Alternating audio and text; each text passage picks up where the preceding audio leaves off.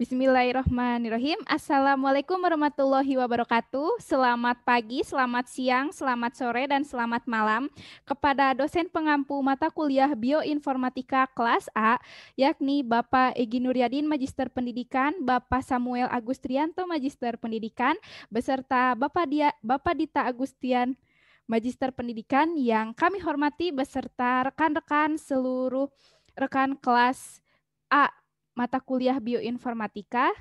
Pada kesempatan kali ini kami dari kelompok 4 sebagai pemateri kedua akan mempresentasikan materi mengenai penjajaran pasangan urutan.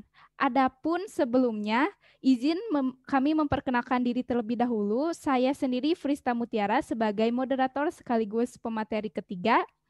Dan ada pula Putri Dea Melani selaku presentator pertama, kemudian Pipi Halimah selaku presentator kedua, kemudian ada Sambung Nadiawati sebagai presentator keempat, beserta Yuli Kurniati selaku presentator kelima. Untuk mengefektifkan waktu, mari kita langsung saja ke pemaparan materi.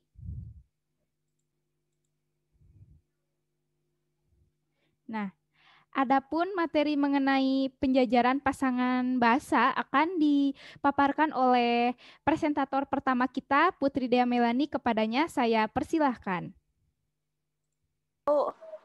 Ya, baik. Terima kasih kepada moderator. Di sini saya akan menjelaskan mengenai penjajaran pasangan basa.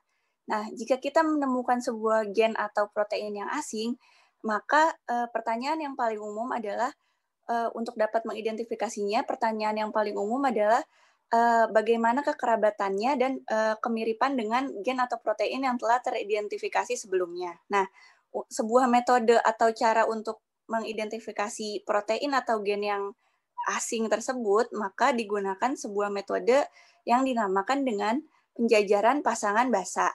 Nah, penjajaran pasangan basa ini adalah proses utama dalam bioinformatika yang digunakan untuk mengukur kemiripan antara sekuens biologis yang berupa DNA atau protein untuk memberikan indikasi tentang hubungan evolusi dan fungsional antara sekuens DNA dan protein. Nah, ketika kita mengatakan tentang penjajaran pasangan basa, hal tersebut berkaitan dengan analisis urutan, karena seperti yang kita tahu bahwa basa nitrogen hanya terdiri dari purin dan pirimidin. Maka dari itu, urutan basa di sini sangat berpengaruh terhadap protein yang dihasilkannya. Jadi meskipun tersusun dari basa nitrogen yang sama, jika urutannya berbeda, maka protein atau gen yang dihasilkannya pun akan berbeda.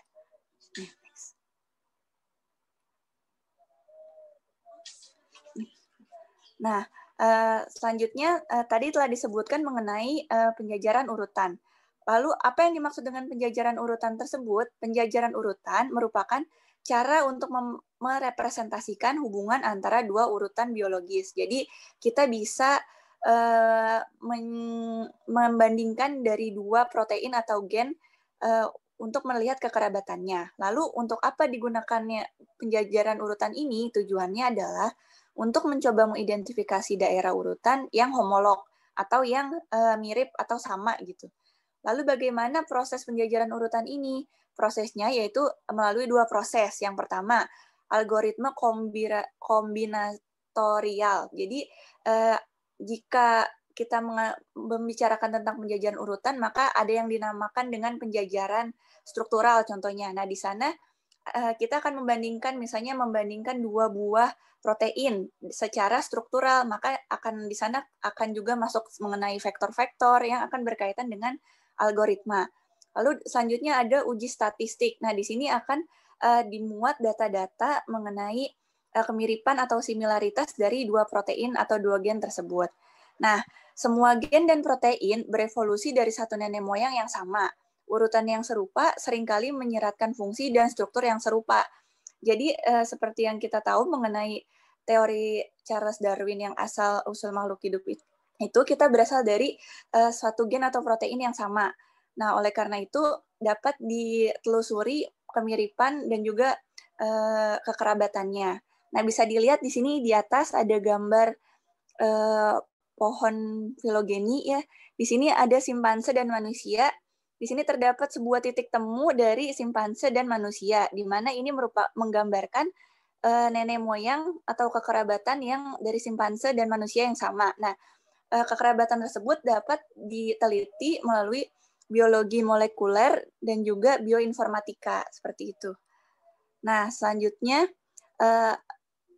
kan simpanse dan manusia tadi bisa disebutkan berasal dari nenek moyang yang sama. Lalu, mengapa sekuens-sekuens DNA-nya bisa sama?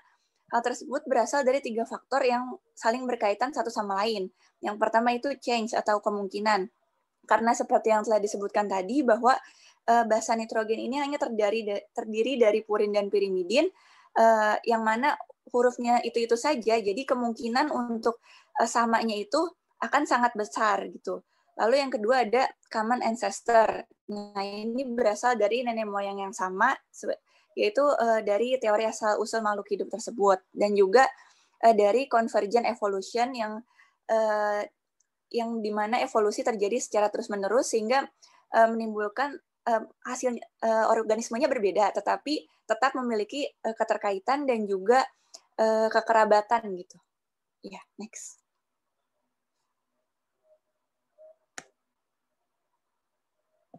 Nah, di sini ada the concept of homolog, identity, and similarity.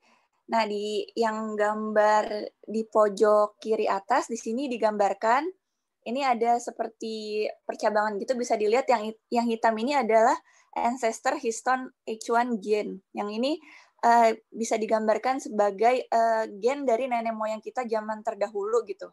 Yang protein ditemukan di laut dan di air gitu, seperti itu. Lalu dilakukan spesiasi.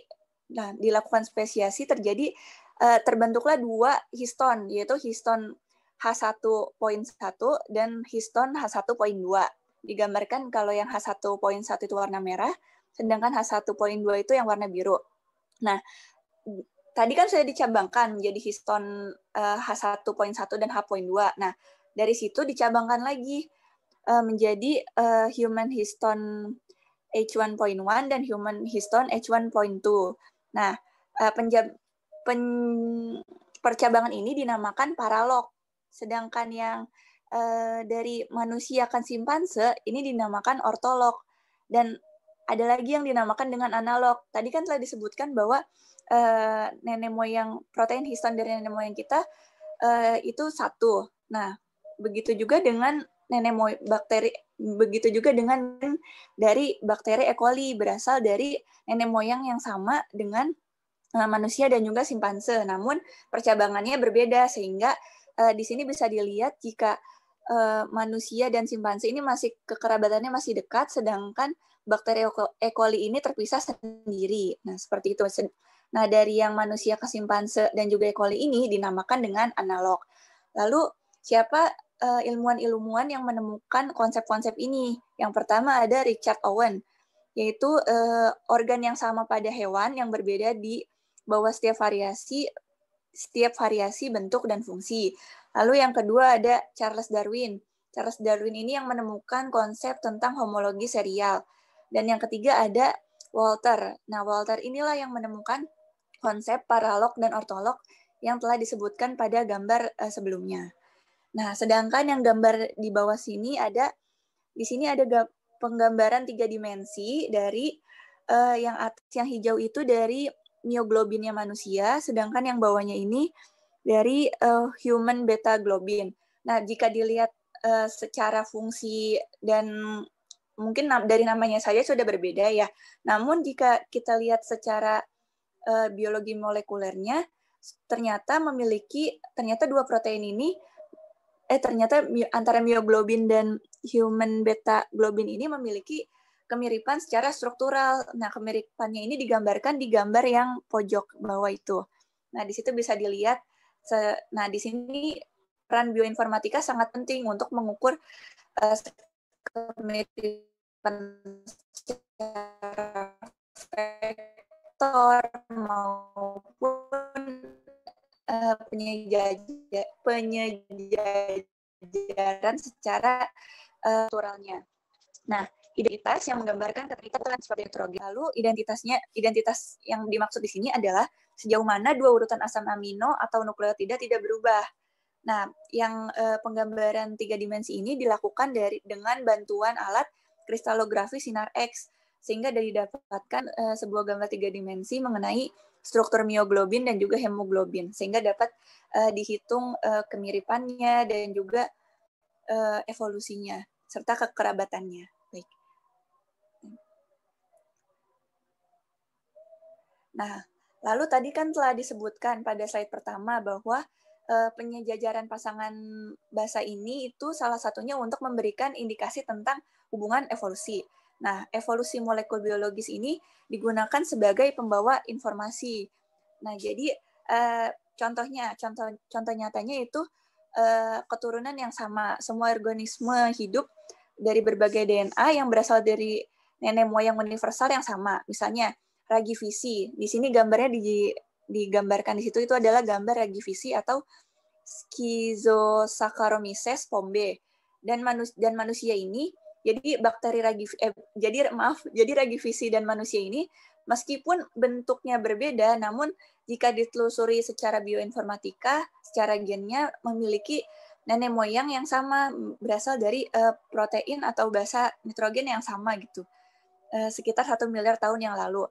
Hal tersebut dibuktikan dengan penyakit-penyakit yang dapat menginfeksi protein, yang dapat menginfeksi ragi tersebut, dan juga manusia memiliki kemiripan. Nah, jadi kesimpulannya semakin mirip jenis dan urutan asam amino kedua hormon tersebut, maka tingkat kekerabatan makhluk tersebut akan semakin dekat. Ya. Terima kasih kepada moderator. Saya kembalikan kepada moderator. Ya, terima kasih kepada Saudari Putri Demelani selaku presentator pertama. Nah, selanjutnya materi mengenai metode penjajaran pasangan urutan atau sequence alignment akan dijelaskan oleh Saudari Pipi Halimah. Kepadanya saya persilahkan. Terima kasih kepada moderator. Di sini saya akan melanjutkan pemaparan mengenai penjelasan urutan berpasangan. Nah, Pair Basic Element ini adalah yang dapat digunakan untuk mengidentifikasi daerah kemiripan yang dapat menunjukkan hubungan fungsional struktur evolusioner antara dua urutan asam nukleat. Nah, kemudian dalam penjajaran pasang urutan ini terdapat 3 metode. Yang pertama itu ada metode dynamic programming, kemudian ada doplet matrix method, kemudian ada word method. Nah, yang pertama kita akan bahas mengenai dynamic programming. Nah, dynamic programming ini adalah berguna dalam menyelaraskan urutan nukleotid DNA dan urutan asam amino dari protein yang dikodekan oleh DNA tersebut. Nah, yang mana dynamic programming ini dikenalkan oleh Richard Bellman pada tahun 1940. Adapun tahapan-tahapan dalam program dinamis dalam penyelesaiannya ada yang pertama itu inisialisasi. Nah, yang mana inisialisasi ini adalah yang pertama untuk menjajarkan matriksnya. Kemudian yang kedua itu ada pengisian matriks. Dalam pengisian matriks ini menggunakan skor yang paling tinggi. Nah, dalam pengisian skor ini yang nanti akan dijelaskan oleh rekan saya. Kemudian ada pelacakan mundur dan penyelesaian yang mana itu menggunakan tanda panah. Kemudian, nah, pada dynamic programming ini memecahkan masalah yang kompleks dengan memecahnya menjadi submasalah yang lebih sederhana. Nah, ini memiliki 2 tahapan. Yang pertama ada 2 tahapan. Nah, ada tahapan global alignment dan tahapan local alignment. Nah, kita bahas yang tahapan penyelesaian global alignment. Nah, dalam penyelesaian global alignment ini, yang pertama itu 1 dan N+1. Nah, kemudian pengisian awal blok itu dengan 0. Nah, pengisian kolom berikutnya itu dengan menggunakan parsing. Nah, apabila itu cocok menghasilkan +1, kalau tidak cocok itu -1, dan setelah itu -2. Kemudian ke breaker stretching lagi. Nah, kalau misalkan di tahapan penyaluran hampir sama, tapi dalam pengisian ketika dilakukan itu dari ke kanan dan ke bawahnya itu awalnya itu menggunakan pengisiannya dengan gitu. Kemudian selanjutnya doplet matrik ini adalah yang mana merupakan memberikan gambaran tentang persamaan antara dua urutan. Nah, doplet matrik ini juga memberikan gambaran singkat tentang hubungan antara dua urutan tersebut. Nah, di sini ada yang disebut dengan inter-revert, kemudian direct revert, kemudian ada palindromik. Nah, yang mana palindromik ini akan membentuk seperti gambar segi 4, akan tetapi ada diagonalnya. Sedangkan pada low confidence region itu adalah yang mana akan berkumpulnya di titik tengah. Kemudian, nah, pada doplet matrik ini juga terdapat celah-celah yang mana celah ini itu bisa terjadinya delesi, terjadinya kemudian intervensi, kemudian terjadinya mutasi juga. Nah, dalam prinsip penerapan doplet matrik ini juga terdapat prinsip diagonal, ada subdiagonal. Kemudian ada forward subdiagonal dan backward subdiagonal. Nah, kemudian web-based doplet ini juga pada embossnya yang nanti akan dijelaskan oleh rekan saya. Kemudian yang terakhir itu terdapat metode word method. Nah, word method ini sangat berguna dalam pencairan database dalam skala besar, di mana data dipahami bahwa sebagian besar urutan kandidat pada dasarnya tidak memiliki kecocokan yang signifikan dengan urutan query. Nah, database ini, word method ini jarang digunakan. Yang sering digunakan itu adalah pada dynamic dan doplet, yang pada blast dan emboss. Nah, pada blast dan emboss ini juga yang akan dijelaskan oleh teman saya. Terima kasih, saya kembalikan kepada moderator. Ya, terima kasih kepada Saudari Pipi selaku presentator kedua ya.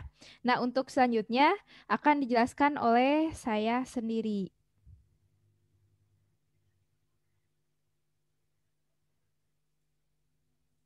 Selanjutnya mengenai penilaian atau scoring akan dipresentasikan oleh saya sendiri.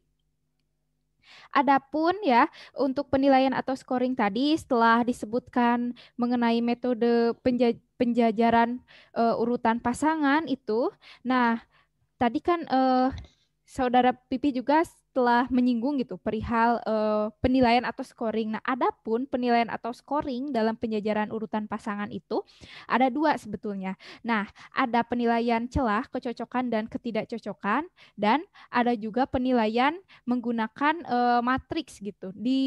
Diwujudkan dalam bentuk matriks. Nah, adapun di sini yang akan saya jelaskan terlebih dahulu itu penilaian celah, kecocokan, dan ketidakcocokan. Nah, jadi pasti banyak yang bertanya gitu, apa itu celah gitu, ataupun disebut indels atau gap. Jadi misalnya dalam urutan nukleotida ataupun protein yang akan diselaraskan itu tentunya pasti ada yang memiliki ukuran, maksudnya memiliki panjangnya yang sama ataupun memang yang satu lebih panjang, yang satu lebih kecil. Nah, supaya di sini apa ya bisa memperoleh penilaian apa ya memperoleh penyelesaian urutan yang optimal, salah satunya dengan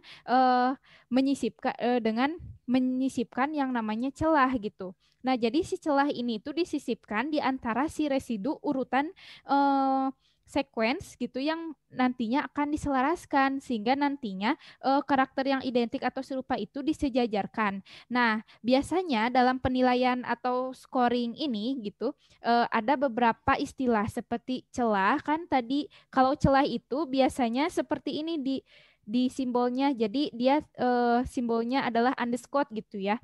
Nah, di mana kalau kalau si celah ini dia itu apa ya? Dia ini berbeda tipe basa nitrogennya begitu. Nah, selain istilah celah juga ya ada yang disebut sebagai identity atau identitas atau identik gitu. Dia ini sama sekali basa nitrogennya. Contohnya ini ya, kita AA, ini kan sama T, kemudian ini A juga. Nah, kemudian selain identity ataupun kesamaan, kecocokan gitu, diberikan tanda kolom segini seperti garis ini, lalu ada yang disebut sebagai mismatched atau similarity atau ketidakcocokan begitu. Nah, adapun ketidakcocokan ini terjadi ketika basa nitrogen ini ya A dan G. Kita tahu kan ini sudah mismatched, sudah tidak cocok, tapi dia berada dalam tipe basa nitrogen yang sama, yaitu tipe basa nitrogen purin. Nah, makanya ini digolongkan ke dalam similarity atau mismatched ketidakcocokan yang diberi tanda dengan titik ini dan memiliki skornya 0. Oh iya, tadi celah juga. Nah, kalau celah sendiri seperti ini misalnya kan C dan T. Nah, kan C dan T ini dia beda tipe basa nitrogen kan. Nah, sehingga akhirnya dia apa namanya diberikan tanda celah ini seperti underscore begini gitu sehingga skornya juga bernilai -1. Nah, seperti itu ya. Nah, adapun si celah ini itu menandakan bahwa di sana terjadi adanya mutasi gitu. Nah, mutasi sendiri gitu di sini memang apa ya tidak bisa diprediksi apakah itu karena delesi ataukah karena insersi begitu. Nah, jadi sehingga nantinya gitu semakin tinggi skor yang dihasilkan ya. Ini contohnya seperti inilah ya nanti dihitung seperti misalnya gini. Ini satu tambah satu tambah -1 tambah satu dan ini kan nilainya -1 juga ya tambah -1 gitu. Ini maaf ini tambah 0 tadi gitu ya. Pokoknya dijumlahkan saja ya apa namanya skor yang akan diselaraskan itu gitu. Dua urutan yang akan diselaraskan sehingga nantinya semakin tinggi skor yang dihasilkan semakin optimal penyelarasan yang dilakukan seperti itu.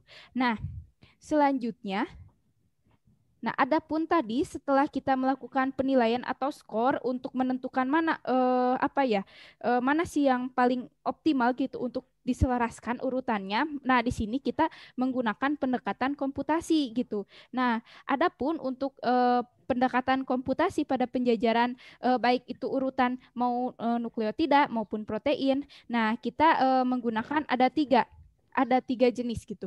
Pertama ada penyelarasan global atau global sequence alignment. Nah, biasanya kan kita tahu istilah global. Kalau global itu berarti menyeluruh, berarti end to end dari titik start gitu urutan tersebut sampai ke bagian akhir. Artinya ini cakupannya ataupun urutannya panjang gitu, panjang dan juga biasanya untuk membandingkan gen homolog gitu, seperti misalnya membandingkan dua gen atau protein yang memang punya fungsi yang sama gitu. Nah, adapun teknik penyelarasan ini juga menggunakan algoritma Needleman-Wunsch pada tahun 1970. Nah, adapun ya ini juga menggunakan metode dynamic programming. Nah, dan untuk caranya sendiri ini kan ya bisa dilihat sequence, misalnya ini sequence DNA pertama ataupun protein begitu ya.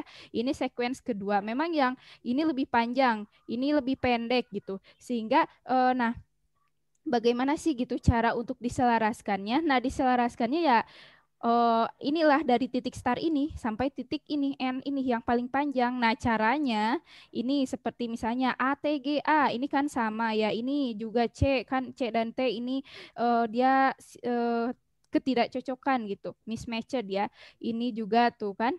Nah, ini juga sama gitu. Nah, biasanya untuk global ini itu disesuaikan gitu dengan apa ya? Maksudnya dengan yang identik, yang mirip sekali gitu. Kan ini seperti ini. T A C C A T T ini kan mirip gitu, identik sekali dengan yang ini meskipun memang ada dua basa nitrogen yang mismatched seperti itu. Ini juga sama GCT ini kan justru ini sama sekali gitu. Sama sekali semuanya ini yang GCT gitu. Nah, sehingga gitu adapun apa ya pengembangan dari si global sequence alignment ini yang tadinya semulanya global dari ujung ke ujung gitu ya. Selanjutnya ada yang dikenal sebagai local alignment sequence ataupun penyelarasan urutan secara lokal. Nah, dari katanya sendiri lokal, oh berarti sudah menunjukkan urutan tertentu gitu, tidak seperti yang tadi dari awal sampai akhir. Kalau ini tuh hanya yang tertentu saja gitu. Biasanya untuk membandingkan pola dalam urutan DNA ataupun urutan protein. Nah, adapun gitu syarat dia apa ya bisa dilakukan penyelarasan lokal. Pertama, dia itu memiliki kemiripan yang identik sekali gitu ya. Yang kedua, apa namanya si panjang sequence keduanya ini berbeda seperti ini. Kan ini nih, ini lebih panjang, ini lebih pendek gitu. Nah, sedangkan untuk yang, nah di sini untuk local alignment-nya itu dilihat yang paling banyak identiknya yang mana? Yang ini kan, yang saya tunjukkan ini. Nah, ini kan tuh ini hanya ada berapa ya? Yang identiknya hanya ada 5, ini 3, sedangkan ini banyak, ada berapa ini? 4, 7, ada 11 gitu. Makanya nah inilah yang disebut daerah, nah ini daerah local alignment. 15 itu ini panjang ininya, panjang panjang apa ya sekuensnya gitu, panjang sequence mau baik itu sequence targetnya maupun si query-nya. Sequence itu kan yang diketahui, si query ini kan yang tidak diketahui gitu ya, yang ini nih. Yang ini yang lebih pendek sekuensinya gitu.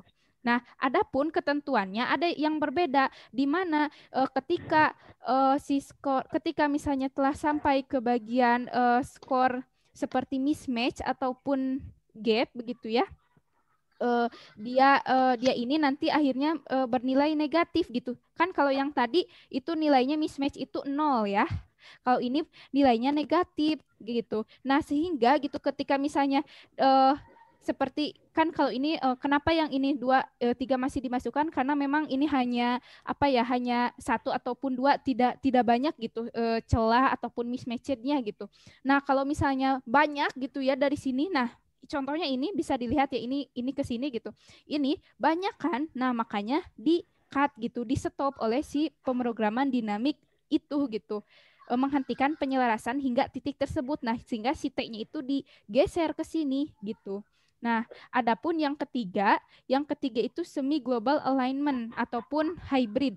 Hybrid itu kombinasi dari keduanya. Contohnya gini, kita itu mau menyelaraskan urutan sequence panjangnya kan wah ini terlalu ini ya terlalu pendek ini terlalu panjang misalnya lah beda hampir mirip gitulah hampir sama panjangnya tapi kita juga tidak apa ya tidak mau semuanya gitu karena kita misalnya hanya mau menyelaraskan urutan apa ya urutan dalam protein yang memiliki fungsi yang sama gitu. Nah, makanya itu nanti di ini aja nanti kan sama penghitungan seperti ini gitu ya ditentukan penilaian terus nanti habis itu di apa dikelompokkan lagi secara lokal gitu menggunakan prinsip local alignment gitu mana yang memang paling identik paling mirip gitu dibandingkan dengan yang lainnya seperti itu ya.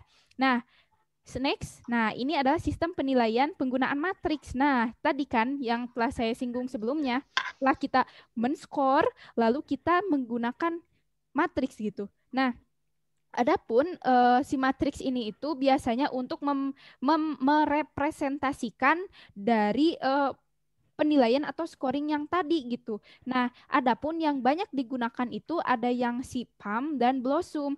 Nah, kalau SIPAM ataupun Point Accepted Mutations ini, jadi dia ini eh, merupakan matriks substitusi asam amino yang biasanya menyandikan perubahan evolusioner yang dihadapkan pada tingkat asam amino. Jadi, kalau SIPAM ini biasanya banyak digunakan pada kesejajaran global gitu. Dan juga ini perlu digaris bawahi tingkat asam amino. Jadi menyelaraskan. Jadi untuk menyelaraskan misalnya dua urutan, misalnya jenis proteinnya masih sama gitu. Itu kan masih dalam tingkat asam amino yang sama begitu ya maksudnya dalam tingkat protein yang masih yang sama gitu tapi urutannya saja yang berbeda gitu sehingga ini menggunakan PAM gitu. Nah, adapun untuk PAM sendiri ini ada nah ini nih ya. Ini contohnya ini PAM 1. Nah, apa sih Cena maksudnya PAM 1 gitu. Nah, jadi begini ya. Untuk yang PAM satu ini apa? Jadi satu ini menunjukkan 1% terjadinya adanya baik itu celah gitu ya ataupun dia ketidakcocokan dari keseluruhan urutan yang telah diselaraskan dengan si ketiga dengan metode global begitu. Jadi sehingga semakin tinggi angka ini ya, angka yang angka si PAM ini kan ini PAM 1 misalnya ada PAM 100. Nah, semakin tinggi itu maka semakin tinggi semakin apa ya? Semakin jauh pula jarak evolusioner urutan yang dibandingkan begitu. Nah, adapun gitu untuk yang kedua ini Blossom 62. Nah, Blossom dulu ya kita fokusnya block substitution matrix. Nah, adapun si Blossom ini juga sama dia itu seperangkat matriks substitusi yang menggunakan tabel frekuensi substitusi. Adapun kalau di sini itu dia ini juga kan sama ya ada angkanya 62. Nah, apa maksudnya? Ini berlawanan dengan yang PAM 1. Kalau yang Blossom 62 ini menunjukkan 62% identik ataupun sama gitu. Sama dengan urutan yang tadi yang A A G G gitu kan yang diberikan kolom begitu. Nah, jadi semakin besar gitu angka ini ya yang misalnya 62 100 misalnya Blossom 101 berarti itu menunjukkan bahwa 101% dari urutan sequence yang kita urutkan itu istilahnya apa ya?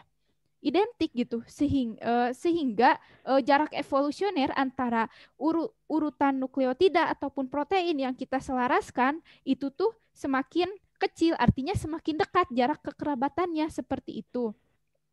Nah, sekian gitu penjelasan dari saya. Kemudian untuk materi selanjutnya mengenai pemetaan genom ataupun genome mapping akan dijelaskan oleh Saudari Sambung Nadiawati selaku pemateri ketiga kepadanya saya persilahkan. Terima kasih kepada Krista yang telah mempersilahkan saya untuk melanjutkan presentasinya. Baik, di sini saya akan menjelaskan mengenai pemetaan genom. Apa sih pemetaan genom? Pemetaan genom genome mapping merupakan panduan untuk eksperimen sequencing yang menunjukkan posisi gen dan ciri khas lainnya. Fungsinya sendiri untuk mengurutkan genom dan memandu ilmuwan menuju lokasi gen. Pemetaan genom juga digunakan untuk mengidentifikasi dan mencatat lokasi gen dan jarak antar gen pada suatu kromosom. Untuk next.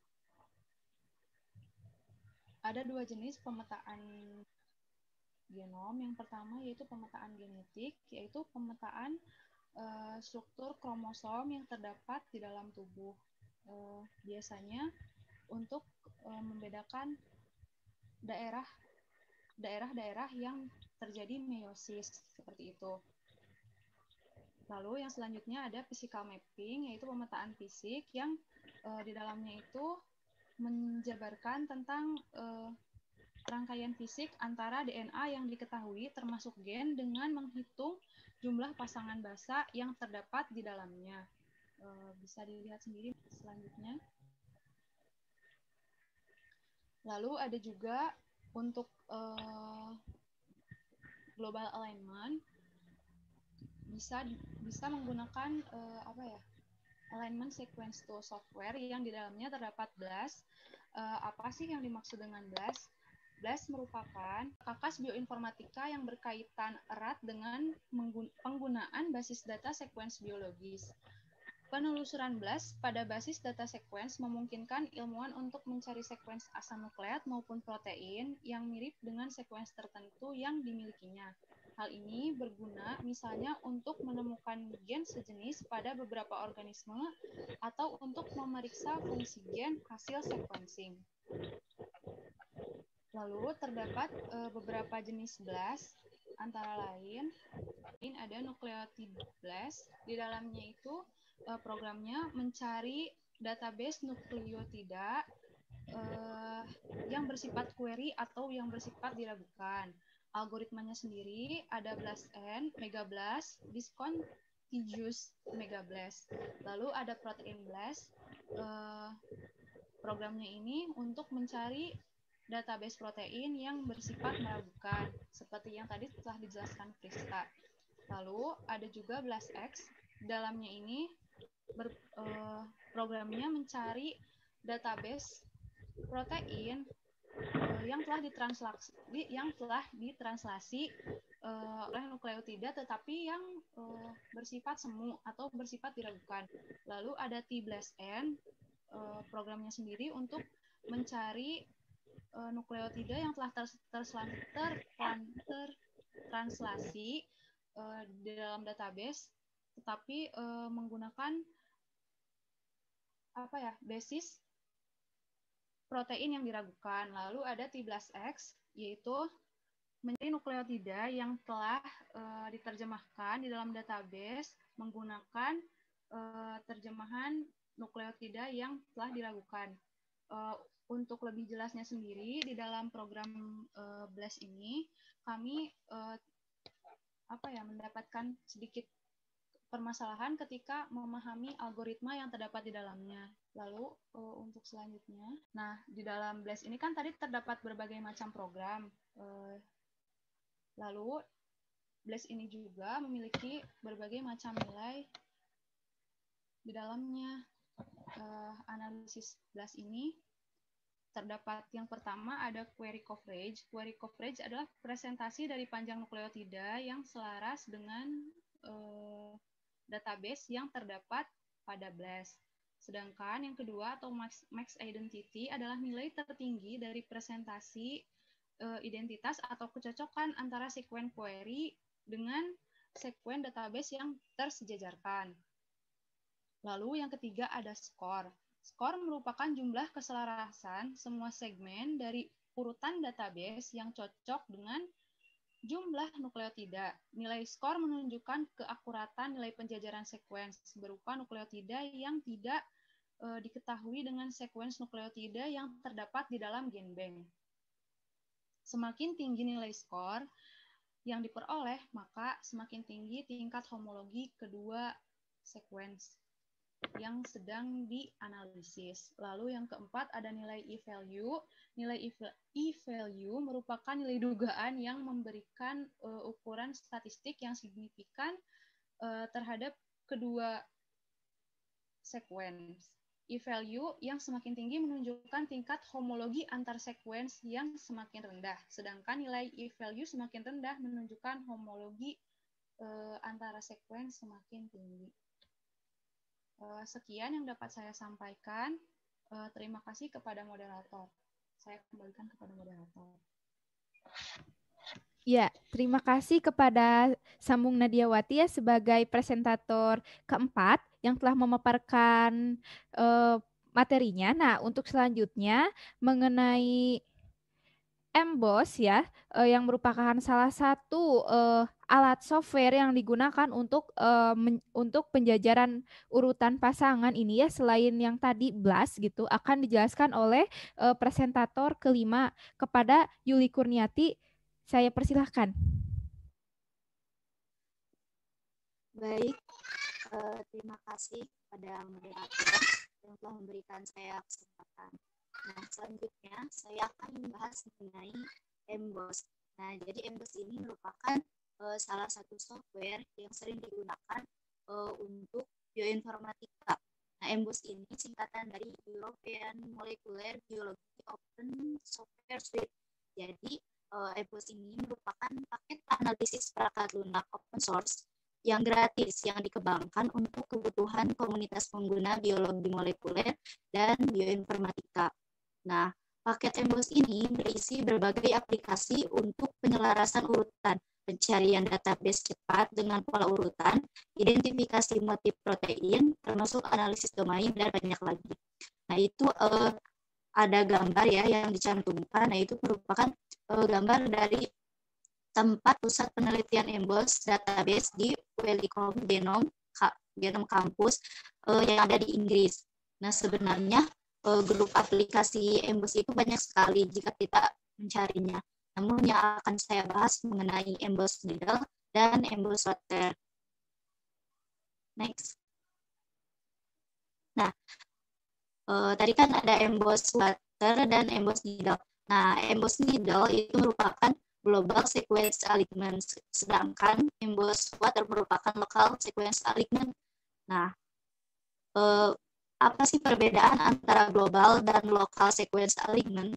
Jadi, kalau misalkan dalam global sequence alignment, itu merupakan upaya yang dilakukan untuk menyelaraskan seluruh urutan. Jadi, perataannya itu dari ujung ke ujung. Itu bisa dilihat di gambar yang ada di samping. Nah, itu kalau misalkan global alignment, itu bisa dilihat, jadi perataannya itu dari ujung sampai ke ujung lagi. Sedangkan kalau misalkan local sequence alignment, itu perataannya itu hanya tingkat kemiripan tertinggi di antara dua urutan. Jadi bisa dilihat ya perbedaannya antara global alignment dan local alignment dalam urutannya. Kemudian, nah, global sequence alignment ini biasanya cocok digunakan untuk menyelaraskan dua urutan yang terkait erat. Sedangkan untuk local sequence alignment ini cocok untuk menyelaraskan urutan yang lebih divergen atau urutan yang terkait jauh. Kemudian, penyelarasan global ini biasanya dilakukan untuk membandingkan gen homogen, misalnya pada gen dengan fungsi yang sama pada manusia dan tikus misalnya, atau membandingkan dua protein dengan fungsi serupa. Sedangkan local sequence alignment ini digunakan untuk menemukan pola kekekalan dalam DNA atau domain atau motif yang dilestarikan dalam dua protein. Kemudian, metode yang umum digunakan pada global sequence alignment itu menggunakan algoritma Needleman-Wunsch. Sedangkan metode atau teknik yang umum digunakan pada local sequence alignment adalah algoritma Smith-Waterman. Nah, kemudian contoh dari tools global alignment ada Emboss Needle. Sedangkan untuk contoh local sequence alignment itu ada Emboss Water. Next. Nah, yang pertama itu Emboss Needle. Nah, Emboss Needle ini membaca dua urutan input dan menulis kesejajaran urutan global optimal ke file. Ini menggunakan algoritma penyelarasan Needleman-Wunsch yang umum digunakan ya untuk menemukan penyelarasan optimal termasuk celah atau gap yang tadi sudah dijelaskan oleh rekan saya sebelumnya dari dua urutan di sepanjang panjangnya. Nah, untuk menggunakan tools Emboss Needle itu ya tertera di dalam gambar. Nah, itu ada 3 tahap atau 3 langkah. Nah, langkah yang pertama itu kita harus memasukkan urutan protein. Sebenarnya itu ada yang di bagian protein. Nah, itu kalau misalkan diklik, itu ada pilihan. Nanti yang mau kita masukkan itu mau berupa protein atau berupa DNA. Nah, setelah kita pilih, lalu kita masukkan urutan protein. Misalnya kita memilih protein, nah kita masukkan urutan protein yang pertama pada kolomnya. Atau misalkan kalau misalkan berupa file, bisa klik di choose file yang di bawahnya. Nah, setelah memasukkan urutan yang pertama, kita masukkan urutan yang kedua di bawahnya. Nah, setelah setelah dimasukkan kedua urutan protein tersebut, kita mengatur penjajarannya. Nanti ada mau output format outputnya itu mau seperti apa. Nanti itu kalau misalkan diklik itu ada berbagai macam pilihan. Nah, setelah kita mengatur sesuai dengan apa yang kita butuhkan, kita bisa submit. Nah, setelah disubmit itu kan ada centang ya buat kalau misalkan mau bisa dipemberitahuan lewat email seperti itu. Jadi kalau misalkan mau lebih jelas itu di YouTube sebenarnya banyak untuk penggunaan dari tools Emboss Needle ini. Next. Nah, yang selanjutnya ada Emboss Water. Nah, untuk Emboss Water ini menggunakan algoritma Smith-Waterman yang dimodifikasi untuk peningkatan kecepatan untuk menghitung kesejajaran lokal dari dua urutan. Jadi pengaturan default-nya akan memenuhi kebutuhan sebagian besar pengguna. Nah, untuk penggunaan tools-nya itu langkah-langkahnya sama seperti tadi yang Emboss Needle, hanya bedanya kan kalau misalkan pada needle emboss itu untuk mencari yang memiliki kaitan yang erat, sedangkan ini hanya terkait jauh seperti yang tadi sudah dijelaskan, ada perbedaan yang lokal alignment dan global alignment. Lanjut.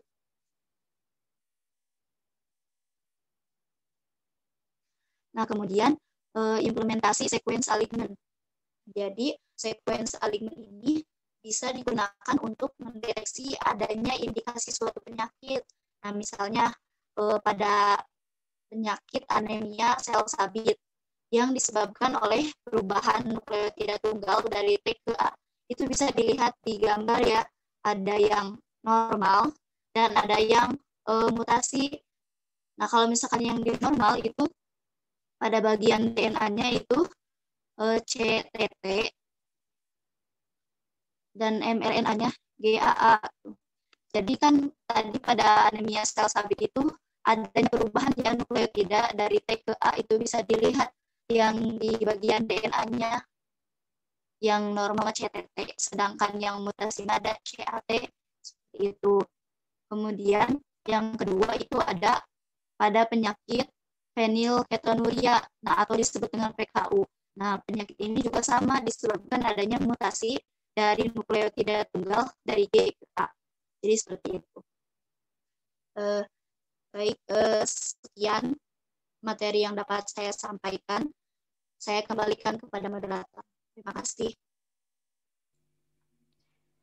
Ya, terima kasih kepada Yuli Kurniati ya yang telah mempresentasikan materinya gitu sebagai presentator terakhir juga gitu.